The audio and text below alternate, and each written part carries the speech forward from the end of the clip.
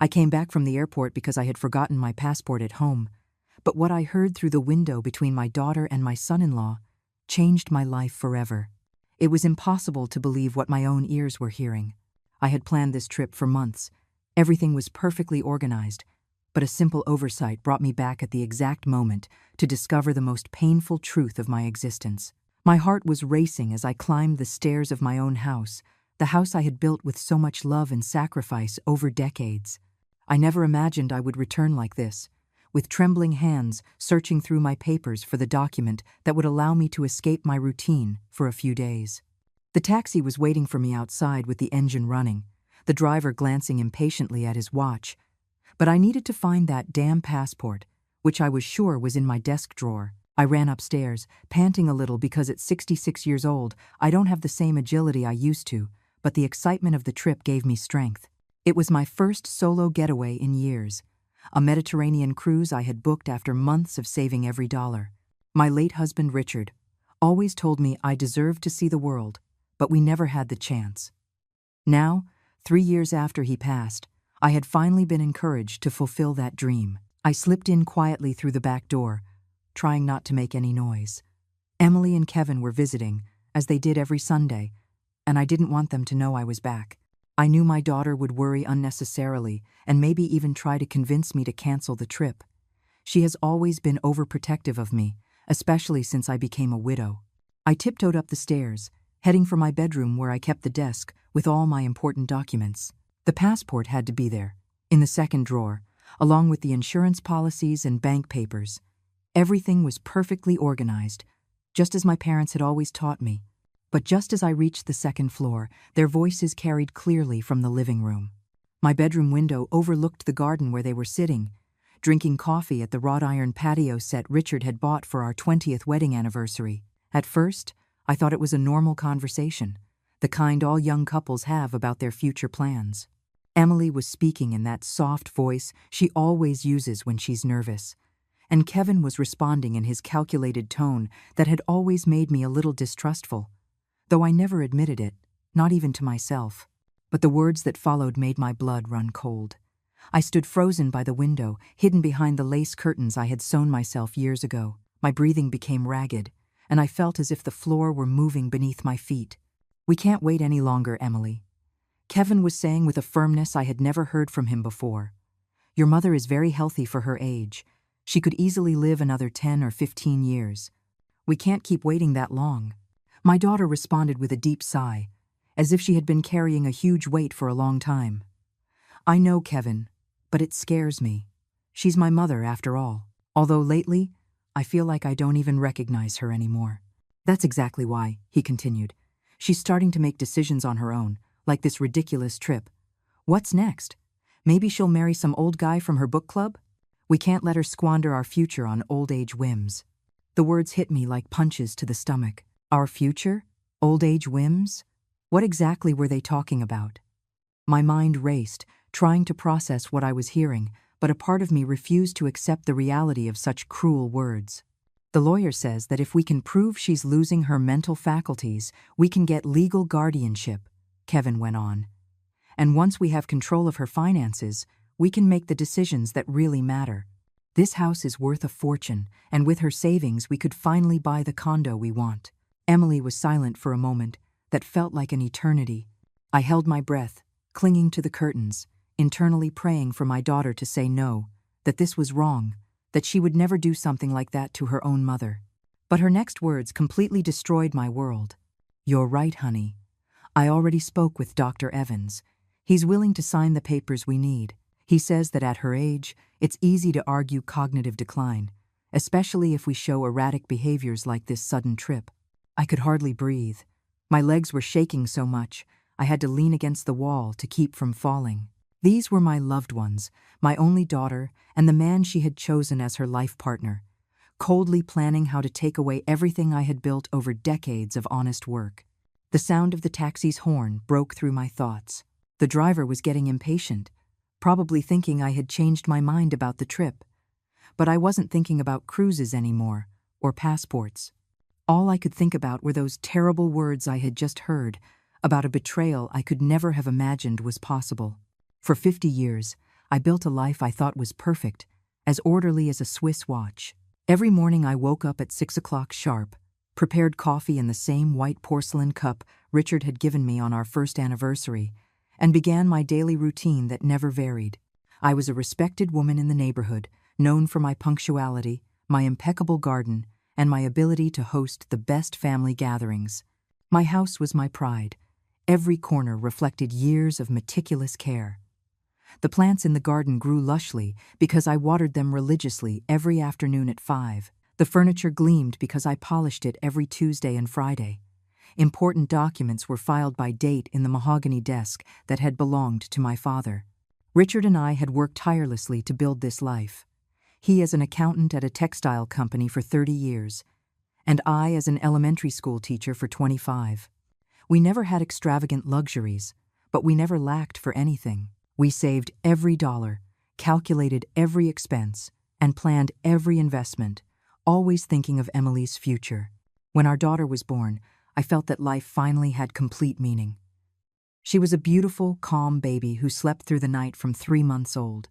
I raised her with the certainty that she would be a successful woman and, above all, a good person.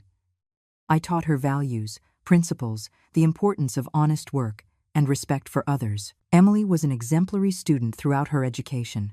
She never gave me any serious trouble, always got excellent grades, participated in school activities, and had friends from respectable families. When she graduated from college with honors, Richard and I cried with emotion during the commencement ceremony.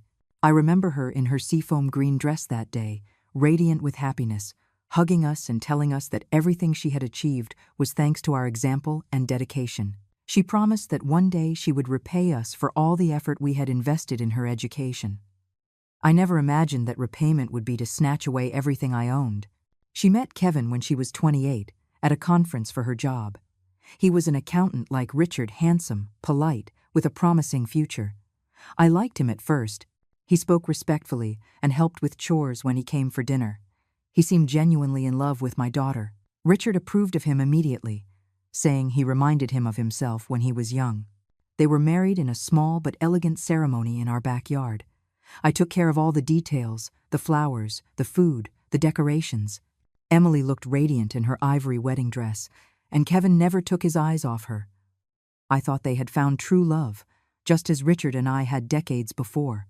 The first few years of their marriage seemed like a fairy tale. They lived in a modest apartment near the city center, but were always happy when they visited us on Sundays. Emily would bake the desserts I had taught her to make as a child, and Kevin would help Richard with small repairs around the house. We were a close-knit family, or so I thought. After Richard's death 3 years ago, I felt the world collapse on my shoulders. 43 years of marriage aren't forgotten overnight. The house felt huge and empty. Every corner reminded me of him. For the first few months, I could barely function. I cried constantly and had completely lost my appetite. Emily and Kevin were my support during those difficult times. They came over every day, brought me prepared meals, and stayed to keep me company on the hardest nights. My daughter slept with me for the first few weeks, holding me when nightmares woke me up at midnight. Kevin handled the legal paperwork, the insurance claims, everything I didn't have the strength to manage. Gradually, I regained my will to live. I started tending my garden again, resumed my cleaning routines, and began to cook once more. Emily suggested I join the neighborhood book club, take yoga classes, and do activities to meet new people. I resisted at first, but eventually I took her advice. Life began to have color again. I made friends at the book club, women my age who were also widows, and understood exactly what I was going through. I started to enjoy small pleasures, a cup of tea in the afternoons, a good novel, chats with the neighbors about the flowers in the garden. I even started thinking about traveling. Richard had always wanted to see Europe, but we never had the opportunity or enough money. Now, with the house paid off and some savings accumulated, I could finally afford to fulfill the dream we had shared for so many years.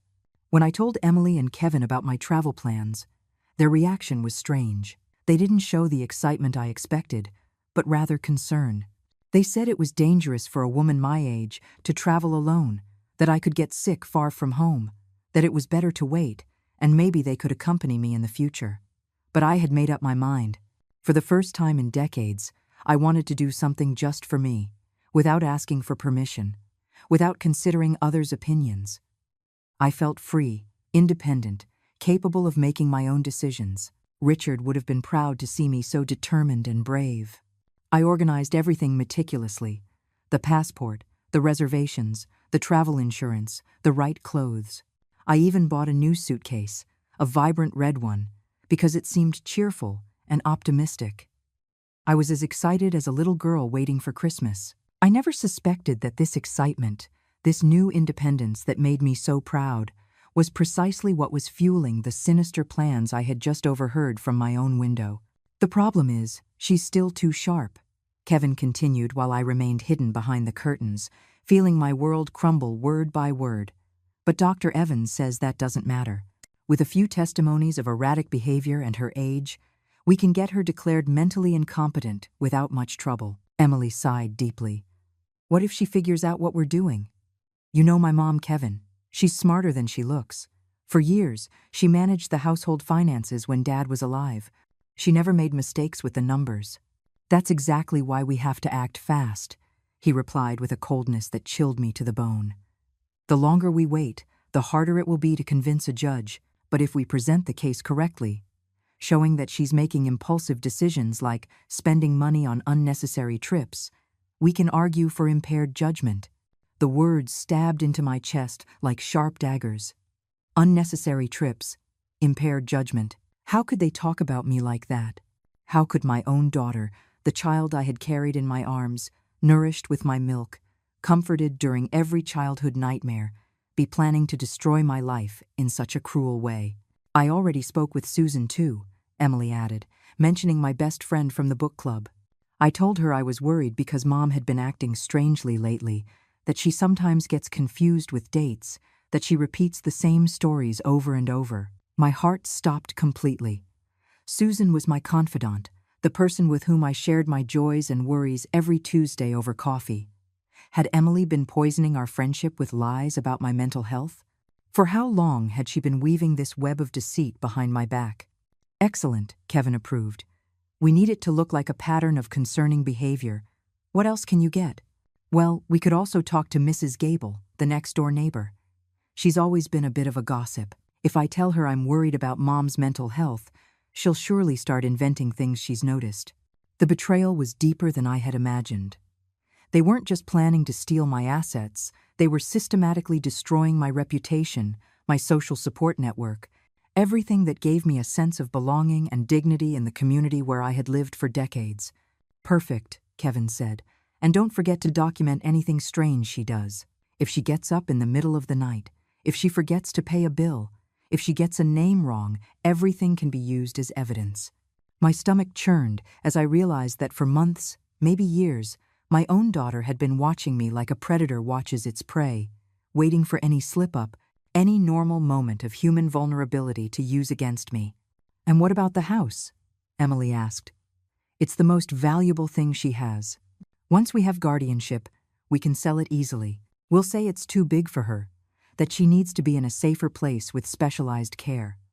No one will question that decision, especially if she's already been declared incompetent." Tears began to roll down my cheeks, but I quickly wiped them away. I couldn't let them see me cry. I couldn't give them even that satisfaction. This house was more than a property. It was the home where I had raised my daughter, where I had loved my husband, where all the most important moments of my life had happened. "And what do we do with her after that?" Emily asked in a voice so casual it was as if she were talking about the weather. "There are several options. We could look for a cheap nursing home, one of those where the government subsidizes part of the cost. With her pension, and what's left after selling the house and paying off our debts, it should be enough to keep her comfortable." Comfortable? They were talking about locking me up in a home as if I were a piece of old furniture they no longer needed, but didn't want to throw away completely. My mind worked frantically, trying to process the magnitude of this betrayal, the coldness with which they were planning the theft of my entire life. Although, on second thought, Kevin continued, maybe a private facility, but further away, would be better. That way we won't have to visit her as often, and she won't be able to cause trouble with the neighbors or old acquaintances. Emily laughed, a short, bitter laugh. I had never heard from her before. You're right. The further away, the better. That way, we can live in peace without worrying that someone might believe her if she tries to tell a different version of the story. The plan was perfect, diabolically perfect. They would isolate me from my entire known world, from all the people who could help me or believe my side of the story. They would turn me into a confused and abandoned old woman in a strange place, while they enjoyed everything Richard and I had built over decades of sacrifice. "When do we start?" Emily asked, and in her voice I detected an impatience that made my blood run cold. "Next week, while she's on her trip, we can start moving some things around. We'll go through her papers, photograph the important documents, maybe even take some jewelry and valuables without it being immediately noticeable." My breathing became ragged. Not only were they going to rob me legally, but they were also going to ransack my house while I was away, trusting them. They had probably already been taking mental inventories during their Sunday visits, calculating the value of every object, every memory, every family heirloom. "Be careful with Grandma's jewelry," Emily warned. "Mom knows it by heart. She would notice if any of it was missing." "Don't worry," Kevin replied. "We'll just take a few less conspicuous pieces at first. By the time she realizes, it'll be too late for her to do anything about it." The taxi's horn sounded again, more insistent this time. The driver probably thought I had changed my mind about the trip, but I could no longer think about cruises or passports. My mind was completely focused on this devastating revelation that had changed my life forever. I needed time to process all this, to plan what to do. I couldn't confront them now. I wasn't ready. I needed to be smart, strategic. They thought I was a naive old woman who was easy to manipulate, but they were about to find out that they had gravely underestimated Clara. I stood motionless behind the curtains for several minutes after they finished talking, trying to process the magnitude of what I had just discovered. My mind filled with memories that now took on a completely different meaning, like pieces of a sinister puzzle finally clicking into place. How many times had Emily casually commented on my supposed confusion with dates? How many times had Kevin insisted on reviewing my bank statements to help me? How many times had they exchanged knowing glances that I had interpreted as a couple's love, when they were actually conspiracies against me? I remembered that afternoon 2 months ago when Emily came to visit and found me looking for my reading glasses. "Mom, you're wearing them," she had said with a strange smile, but I clearly remembered leaving them on the nightstand. I now wondered if she had moved them deliberately so she could later tell that story as evidence of my mental decline. I also remembered when Kevin had so graciously offered to accompany me to the bank to simplify my paperwork. He insisted it would be easier if he had access to my accounts to help with monthly payments. I had interpreted that offer as filial love, but now I understood he was just laying the groundwork to gain full control over my finances. The times Emily had suggested I should consider selling the house because it was too big for one person. The times she had commented on how expensive it was to maintain such a large property. The times she had talked about the advantages of living in a retirement community where I would have more company and professional care. Every conversation, every suggestion, every gesture of supposed concern had been part of a meticulously designed plan to convince me to voluntarily give up my independence. And when that didn't work, they decided to take it from me by legal force. My hands trembled as I recalled Dr. Evans' visit last week. He had shown up without an appointment, saying Emily had called, worried about my health. He asked me strange questions about my memory, about whether I had been feeling confused lately, about whether I had experienced any episodes of disorientation. I had answered honestly that I felt perfectly fine, but he kept insisting, taking notes in a small notebook. Now I understood that visit hadn't been a medical consultation. It had been an evaluation to support their declaration of my mental incompetence. Dr. Evans, whom I had trusted for years, was colluding with my own family to destroy my life. When had this conspiracy begun? Had it started immediately after Richard's death, when I was at my most vulnerable and needed their support? Or had it started even earlier, while my husband was still alive, patiently waiting for the right moment to execute their plan? The idea that they had been faking love and concern while planning my destruction filled me with a rage I had never felt before. But along with the rage came a deep, devastating sadness. My own daughter, the child I had carried in my womb for 9 months, nourished with my body, educated with my values, considered me an obstacle to her happiness. Where had I failed as a mother? What had I done wrong to raise a person capable of betraying me so cruelly?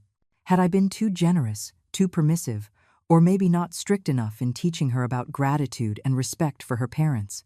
Richard always said Emily was perfect, that she was the daughter any parent would dream of having. How would he have reacted to this betrayal?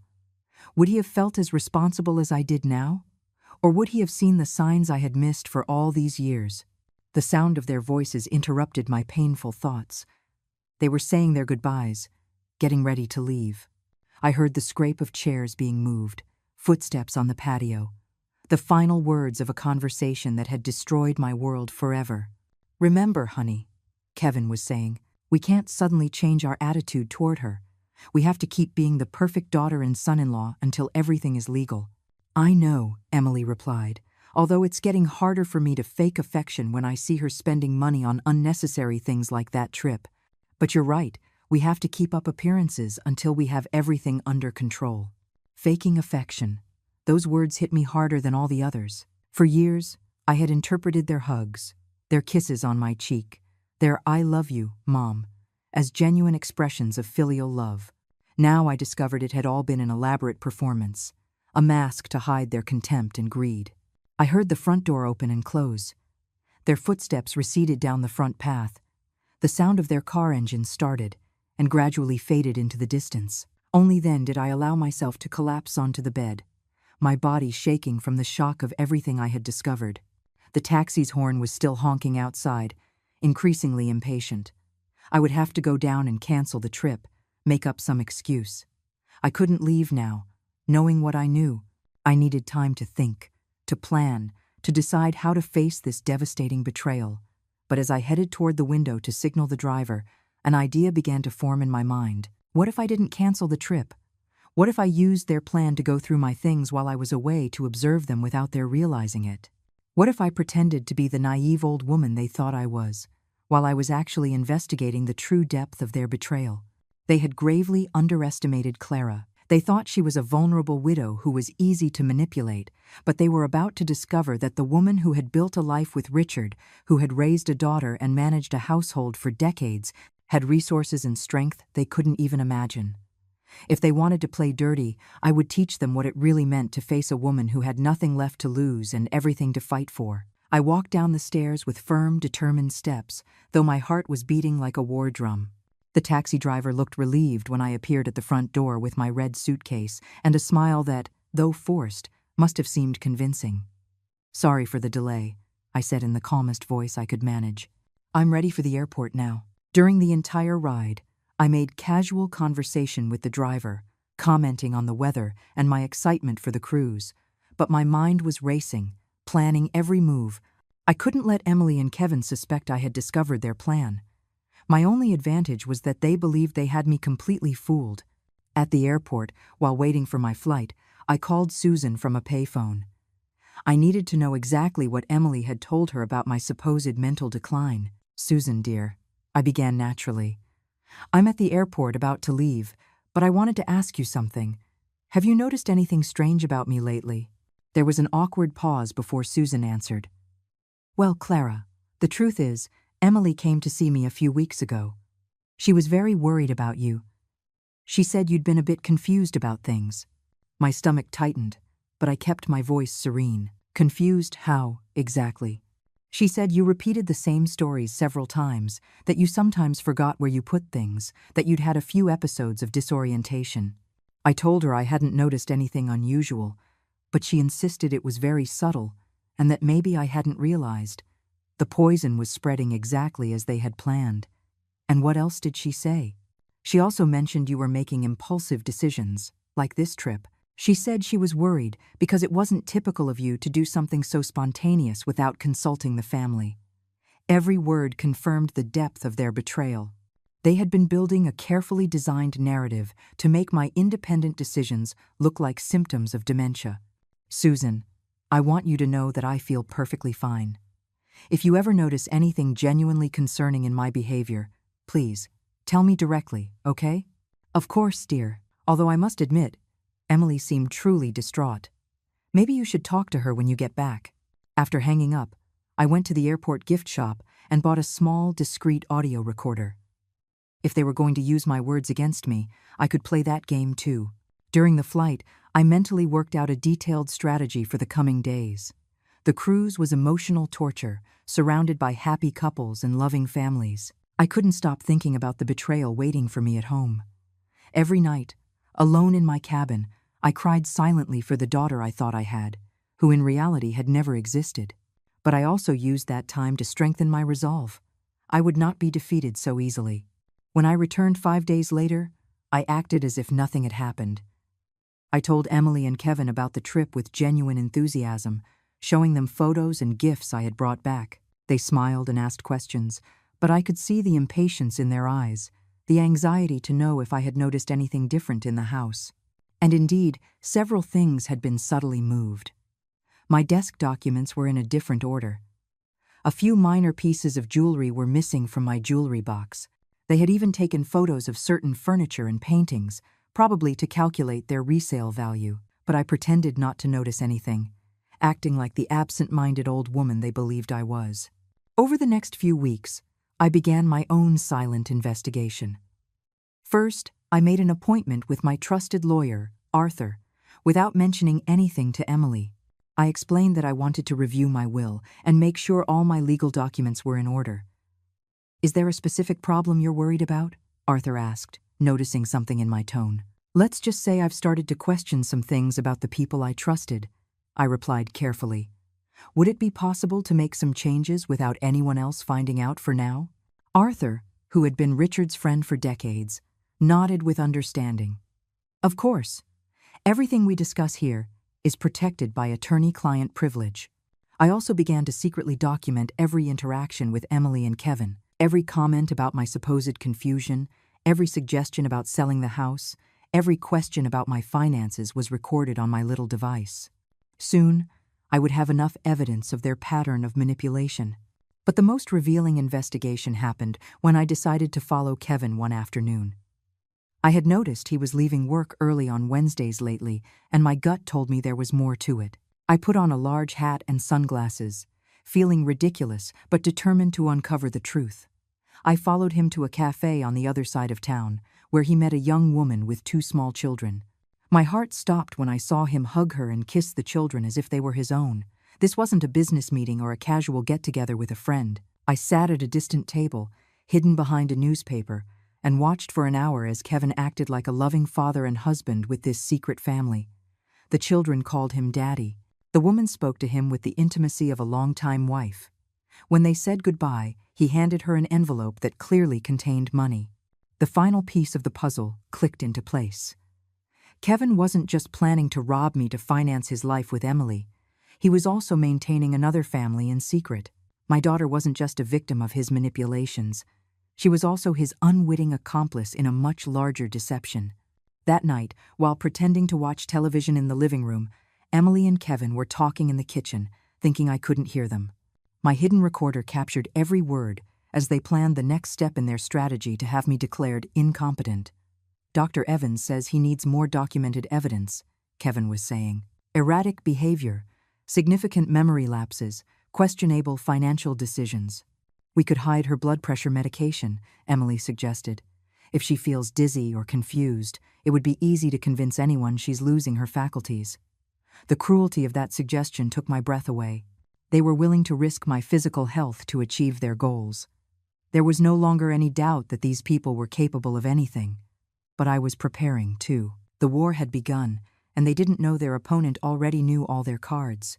The confrontation came on a Tuesday afternoon when Emily came alone for her weekly visit. I had been avoiding them coming together. I needed to separate the pieces of their alliance to weaken them.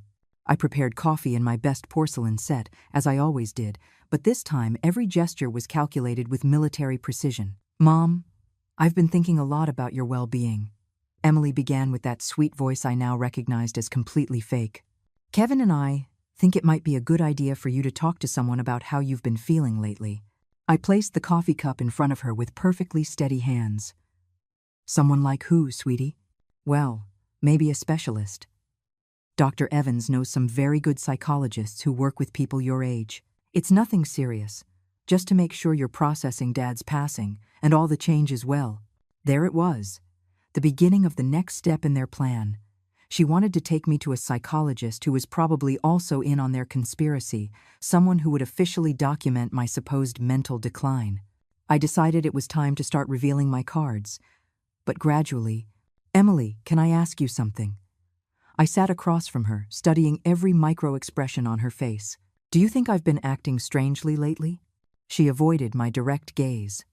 "Not strangely, Mom, but, well, I have noticed a few things. Little memory lapses. Some decisions that seem a bit impulsive." "Like what decisions exactly?" "The trip, for example. You'd never done anything like that without consulting us first. And sometimes you repeat the same stories or look for things that are right in front of you." Every word came out of her mouth, as if she had rehearsed the speech dozens of times. She probably had. "You know what's funny, Emily? Susan told me you went to talk to her about my supposed memory problems."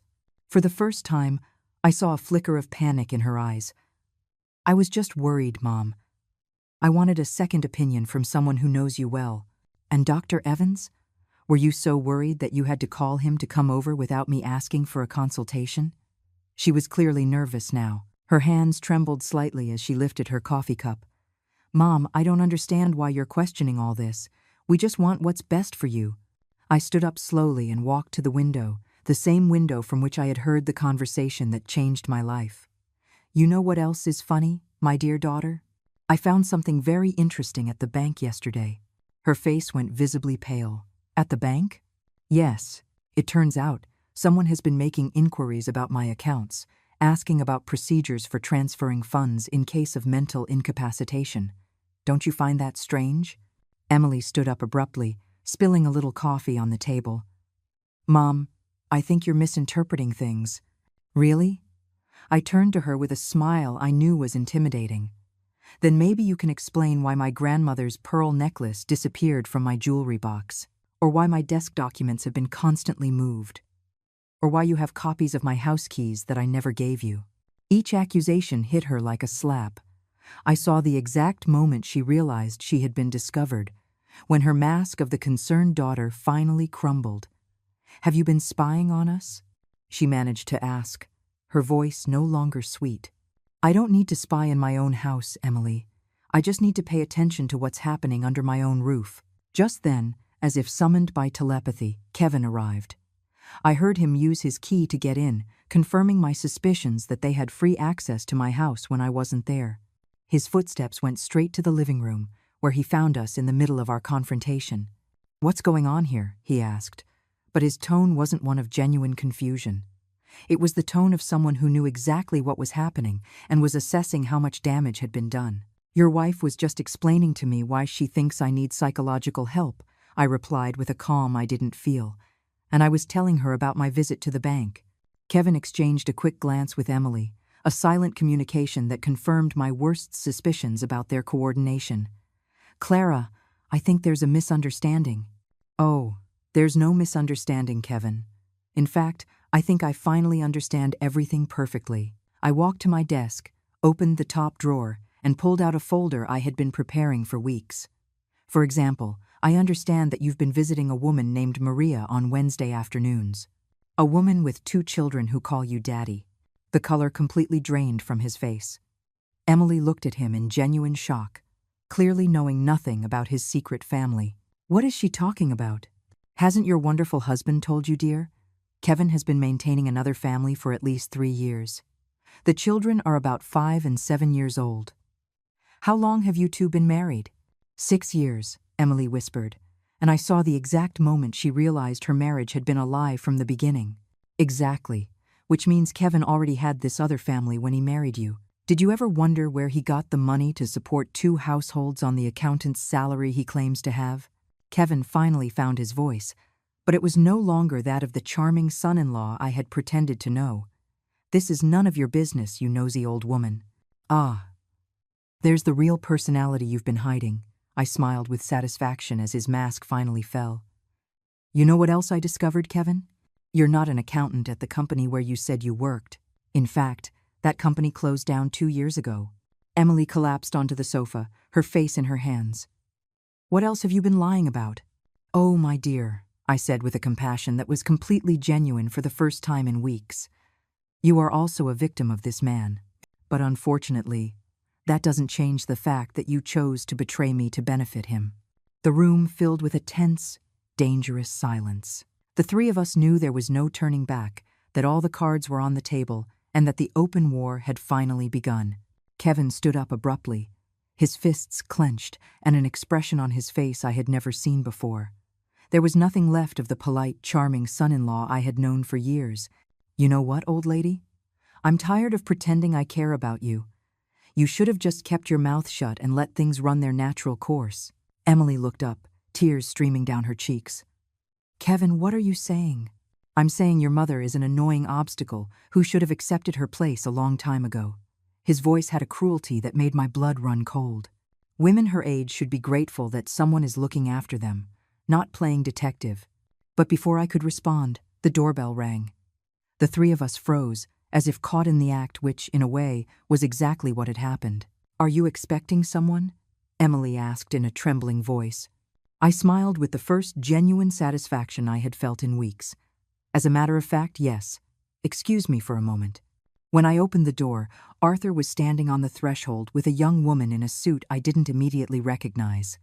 Clara, looks like we arrived just in time. Perfectly on time, I confirmed.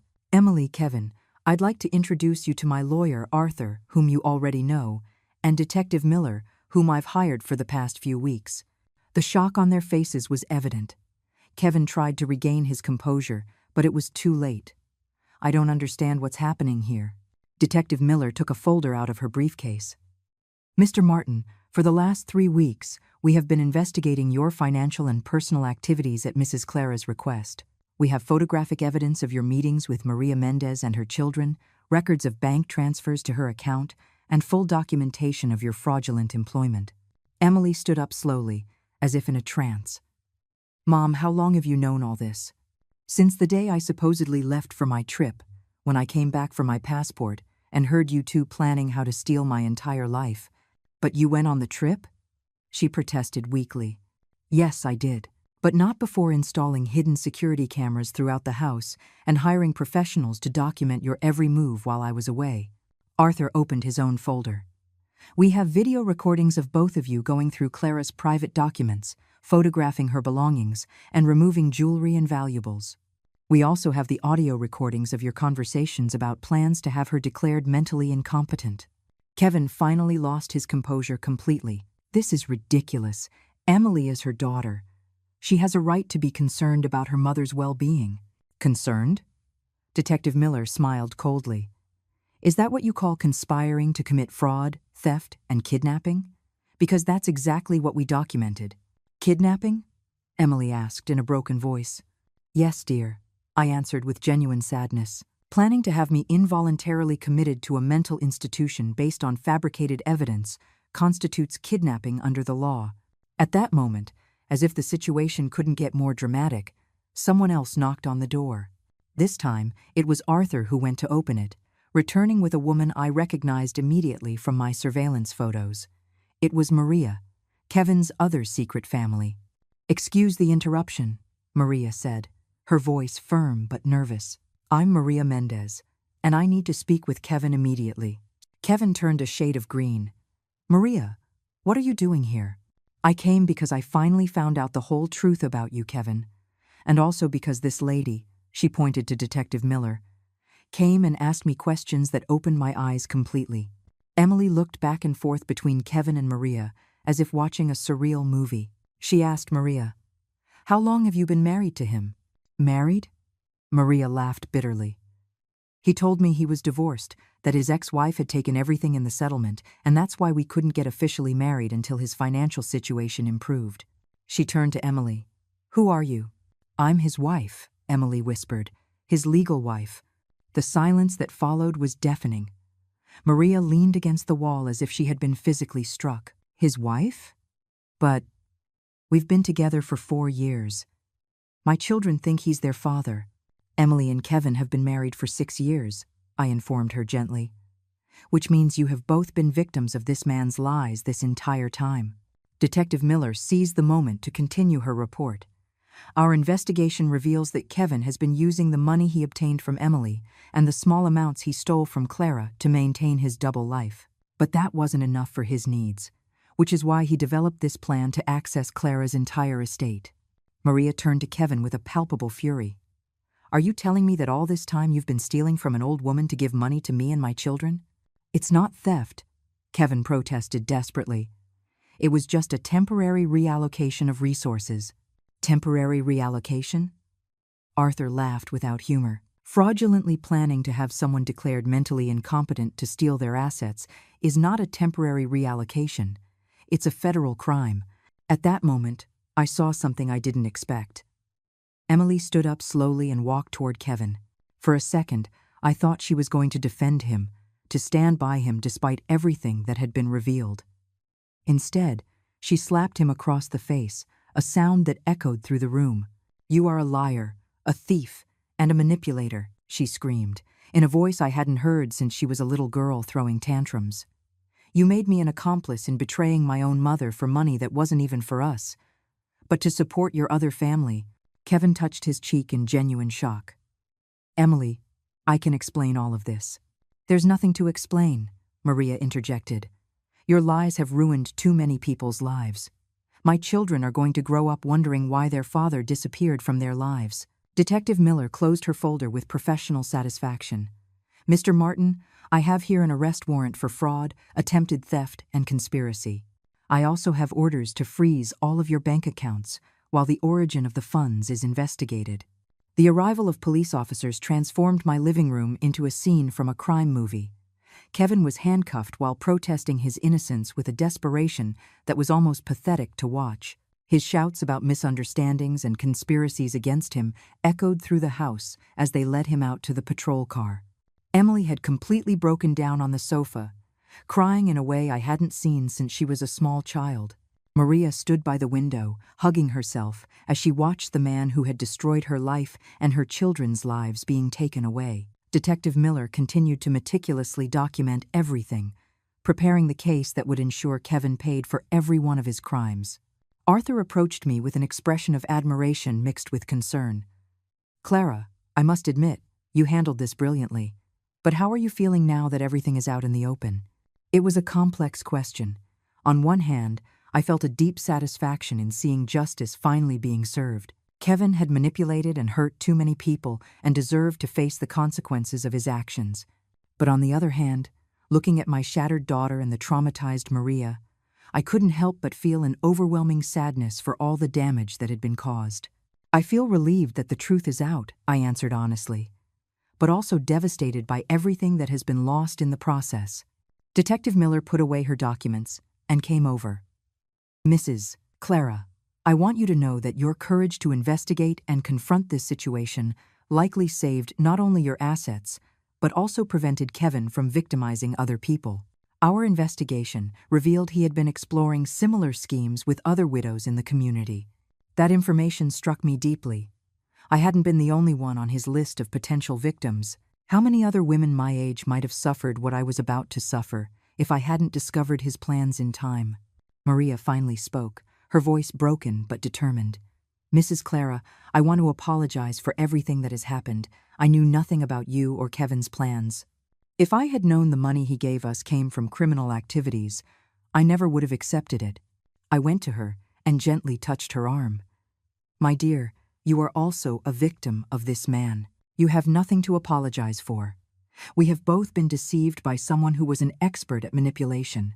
What's going to happen to my children? She asked, tears in her eyes. They love Kevin like a father. How do I explain to them that it was all a lie? It was a heartbreaking question with no easy answers.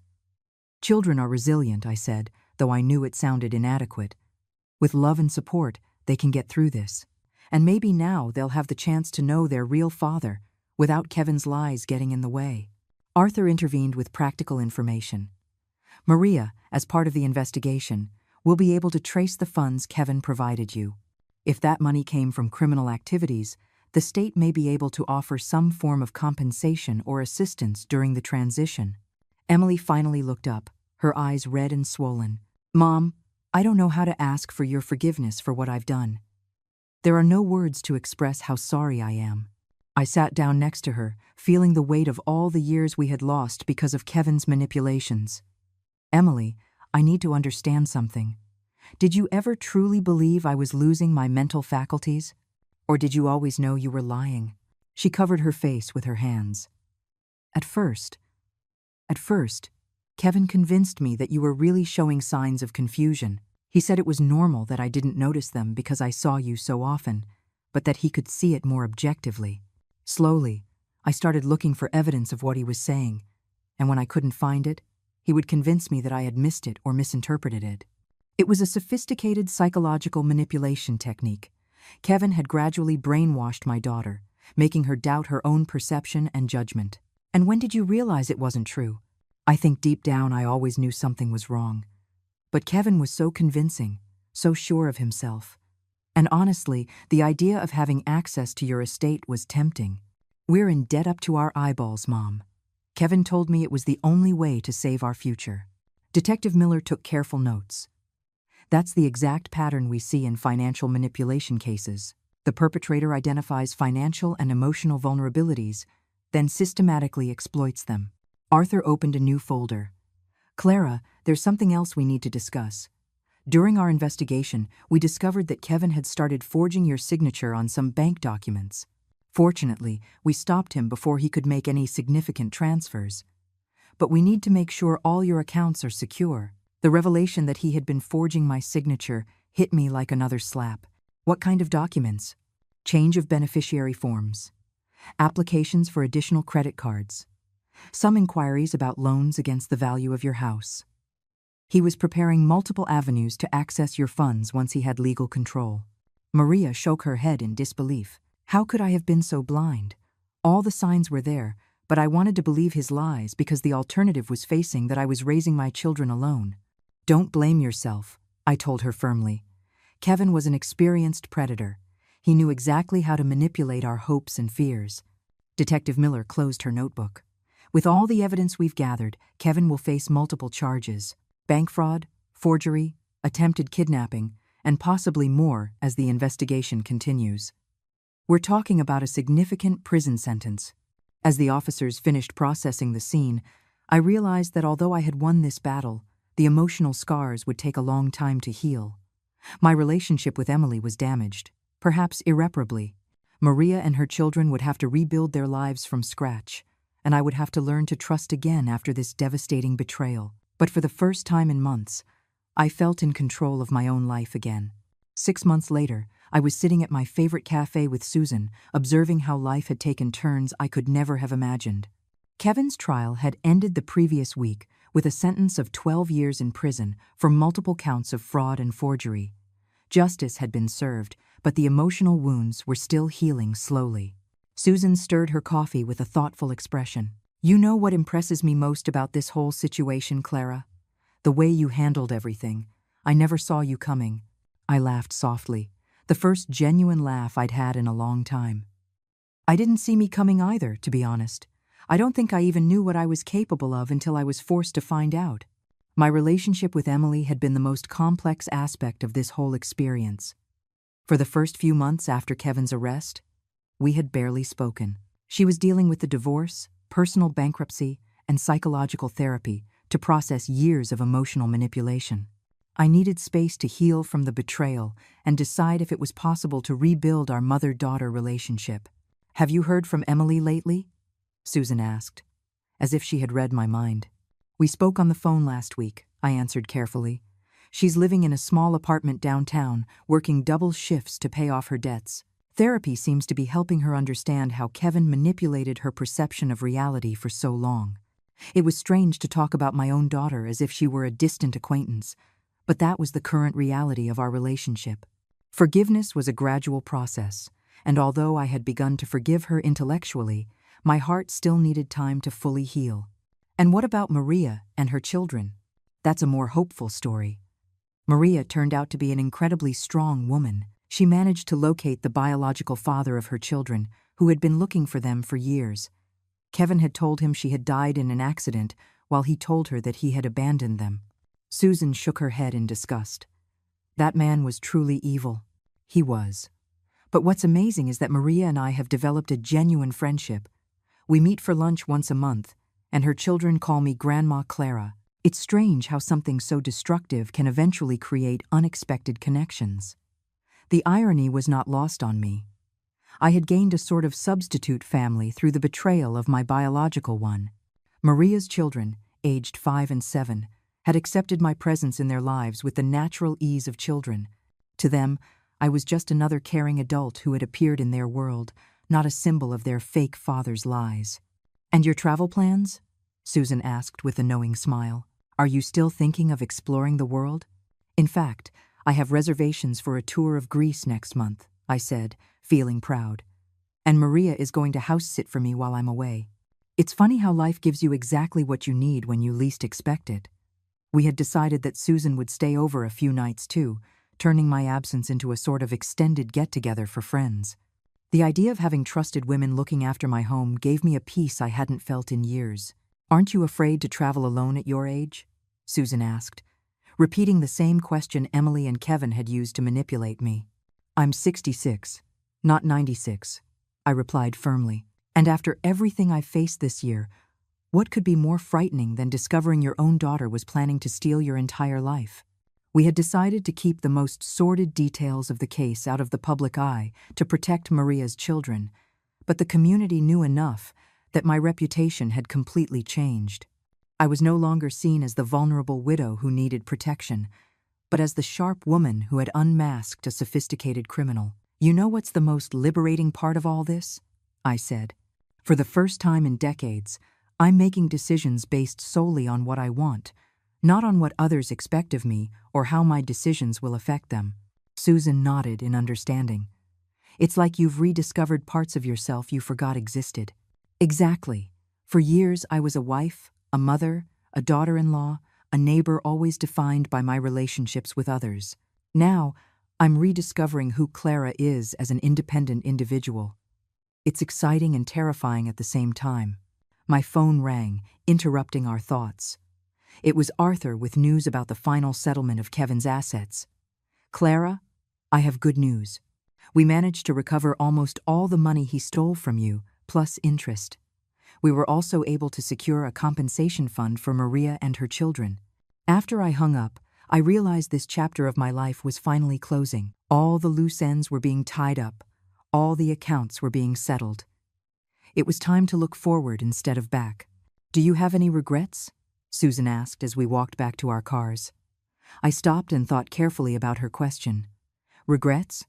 Not about how I handled the situation once I found out the truth. But I do regret not trusting my instincts more during all those years. There were signs, little things that bothered me about Kevin, but I ignored them because I wanted Emily to be happy. The afternoon sun cast long shadows on the street as I reflected on everything I had learned. I think the greatest gift this terrible experience gave me was the confirmation that I am stronger and more capable than I ever believed. For years, I saw myself as someone who needed protection and care, but it turns out I am perfectly capable of protecting and caring for myself. That night, as I prepared for bed in my quiet but no longer lonely house, I looked at myself in the bathroom mirror. The woman looking back had the same 66-year-old face, but her eyes had a strength and determination that hadn't been there before. Tomorrow, I would start packing for Greece. The following week, I had an appointment to learn how to use a computer. The next month, Maria and I had planned to take dance classes together. My life was filled with new and exciting possibilities. I went to bed that night with a deep sense of peace I hadn't felt in years. I was alone in my house, but for the first time in a long time, that solitude felt like freedom instead of abandonment. I had survived the deepest betrayal imaginable and had come out the other side stronger and wiser. I am alone, I thought as I drifted off to sleep, but for the first time, I am at peace.